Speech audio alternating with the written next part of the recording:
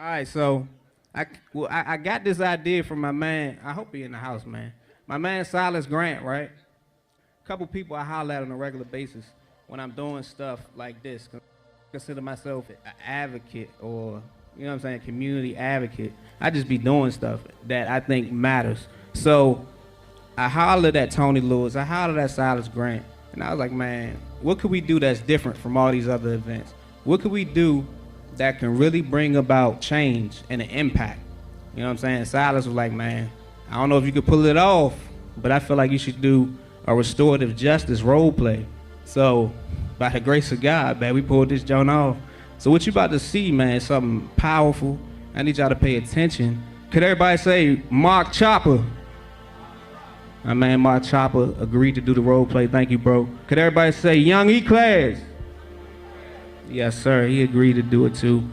Hi, everyone. I'm not a therapist. I'm not a therapist. I'm the therapist. She's the therapist. I could not do this without her because I'm not licensed to do this type of stuff. Jen is going to lead the role play, and I'm going to get out the way. Hi, everybody. My name is Jen Wiggins. I'm a licensed professional counselor in the D.C. area. I'm a wellness advisor at the National Institutes of Health, and I'm also a faculty member at Georgetown University. In regards to my specialty is trauma and serving historically marginalized communities. And so when we think about this idea of trauma, we've thrown it around a lot. But we want to think about big T traumas, which are the things that impact us sometimes on a day-to-day basis, and our little T traumas that sometimes they happen and we don't even think about it.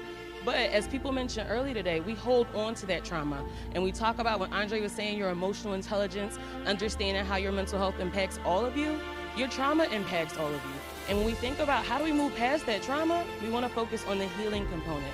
And that's why I love the idea of restorative justice, because when our communities are impacted by violence, it's not just the individuals involved, it's not just the families. You know, we saw April and Taylor up here, right? This is something that is generational that impacts us. But how do we restore the community in a way that makes sense for everybody involved, that we all can move forward? And so what we decided to do was actually to bring people that were impacted by different traumatic events in regards to gun violence, to have them actually do a role play for you. And so all these people at some capacity have been touched by gun violence, but the stories that they will be role playing are real stories. Miss Felder and Miss Renee Carter, they both experienced gun violence in their time, and we want to honor that, but be mindful, these are their true stories. And we have E-Class and Mark Choppa, and we want to thank them for being able to hold this space with them as we think about how do we really promote community healing. Hey, nephew. It's been a long time since I seen you. How you been doing? Locked up how long? About 8 years now. Hey, it's been 8 years. Yeah. Last time I seen you, you pulled a gun out on me in school when I was working in the school.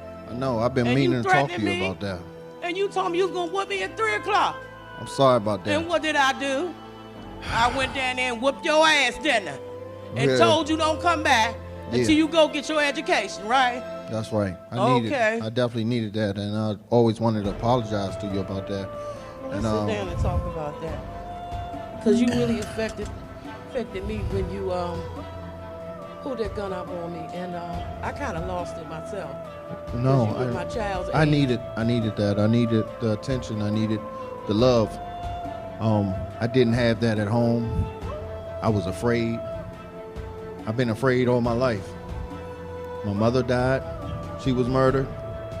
And at the time, all I had was my grandmother.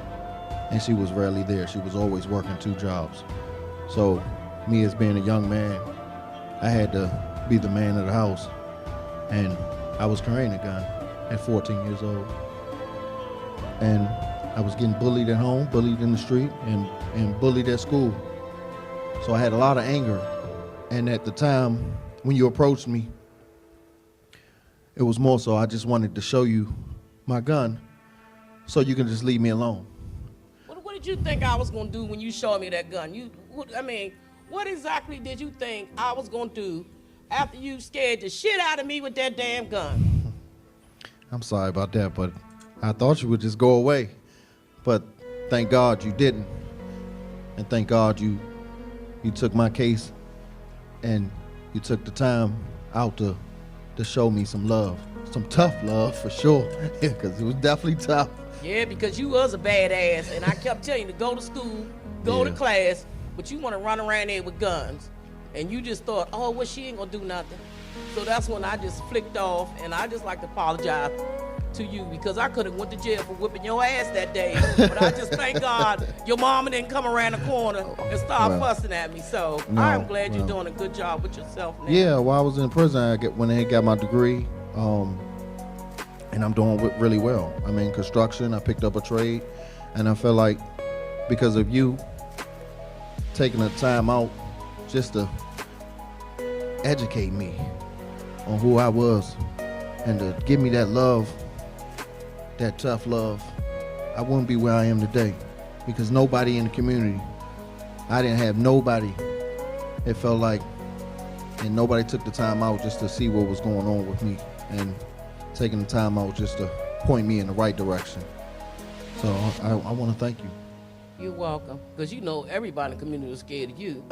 I ain't know when you was going to shoot or when to drop or when to hold or when to fold. But you look wonderful now, and I'm just glad Thank you so much. that I have Thank you been, so much. I have impacted your life in some sort of way. Yeah, and that's for what we sure. have to do as a community. Each one teach one. That's right. It takes a village, and Yes, you was it a part of does. that village at the time.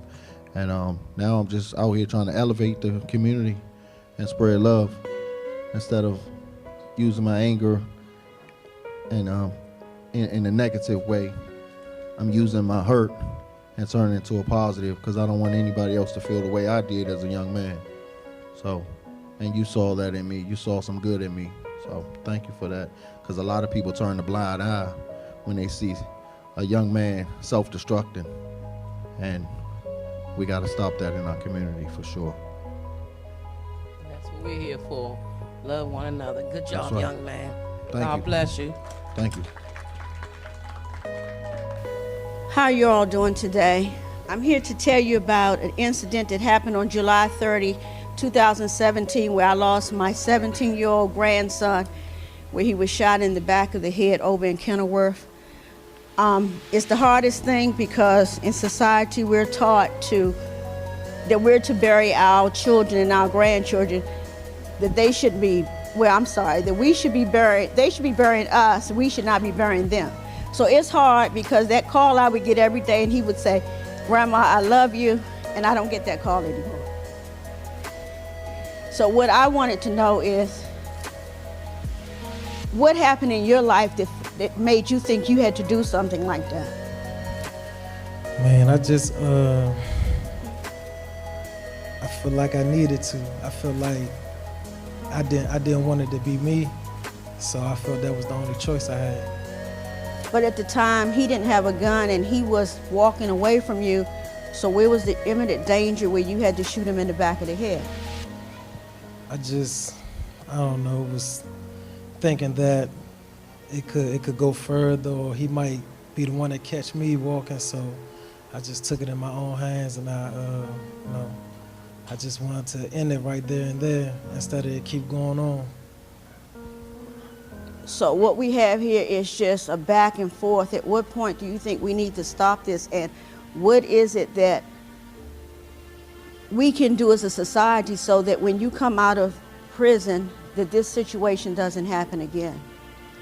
I guess have a better way for us to resolve our issues, because no one ever stepped in and tried to squash our beef or tell me to stop or tell him to stop. I just felt I needed to do that because nobody gave me no other option. I know now there are other options, but at that time, no one stepped in and gave us any other options.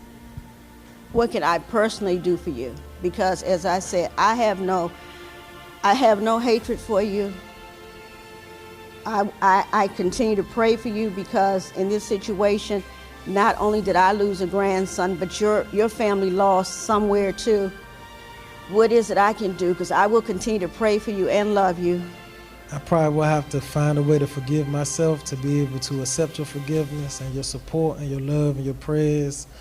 It's probably the energy I need to motivate me to be able to forgive myself, to fully accept your forgiveness for taking your grandchild away, and just, I guess, continue to support me in the way that you do, because it's needed.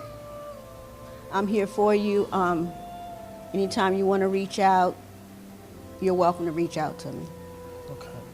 Now, I'll definitely take that and just try to go to bed with it, because it's it's hard for me to even understand why you would forgive me, given the situation that happened. And I guess it would help me in the heal. I never thought I would have to heal from it because I never knew I would be able to be in another train of thought. But just understanding your pain and you're able to forgive me as well. Is I guess this would be growth in the situation. Me forgiving you is helping me to move on also.